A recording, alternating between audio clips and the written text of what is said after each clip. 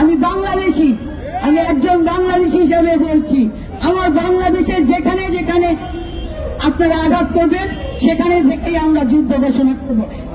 আমি বলেছিলাম যে ভারতে পালিয়ে গিয়েছে শেখ হাসিনা, সেখানে বসে মৌচাকে ঢিল মারছে। এই কথার পরিপ্রেক্ষিতে আমার 14 গোষ্ঠী ধোয়ানো হয়েছে। উপরন্ত কিছু কুলাঙ্গার আমাকে মেরে ফেলার হুমকি দিয়েছে। হুমকি বাদ, মেরে ফেলার ভয় অপর্ণা পায় না কখনো। রাজপথে বলেছিলাম যে শেখ হাসিনা ভারত এসে আমাদের দেশে ষড়যন্ত্র চালাচ্ছে, তখন আপনারাও হেসেছেন। যেই মহিলা কি বলে, আজকে 2 মাস পরে পাচ্ছেন ষড়যন্ত্রের বন্ধ, নিরাপত্তা দিবে। যেই মোদীবাবু হিন্দুত্ববাদ নিয়ে বড় বড় কথা বলেন, সে ভারতের হিন্দুদের নিরাপত্তা দিচ্ছে না।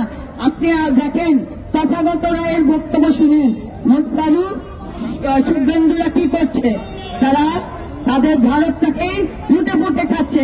যেভাবে 17 বছর শেখ হাসিনাকে দিয়ে আমাদের বাংলাদেশটিকে লুটে খেয়েছে, এখন লুটের বাধা পড়েছে বিধায় এখন ডক্টর ইউনূস সহ আমাদের সকল সরকারি উপদেষ্টাদের বিরুদ্ধে লেগেছে।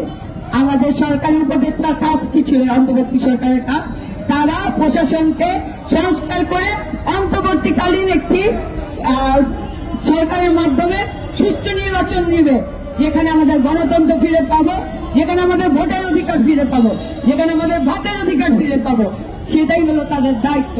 তাদের দায়িত্ব এই 8 দফা নিয়ে নয়।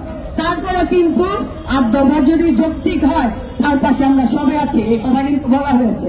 তারপরে বারবার শাহবাগে আপনারা আন্দোলন চালিয়ে আমাদের হিন্দুদের শান্তিতে থাকতে দিচ্ছে না। আমি এই কারণে বলছি, সংখ্যালঘু কথাটা আমি ঘৃণা করি, আমি বারবার আপনাদের বলেছি, আমি সংখ্যালঘু নই, আমি বাংলাদেশি, আমি একজন বাংলাদেশি হিসাবে বলছি, আমার বাংলাদেশের যেখানে যেখানে আপনারা আঘাত করবেন সেখানে থেকেই আমরা যুদ্ধ ঘোষণা করব।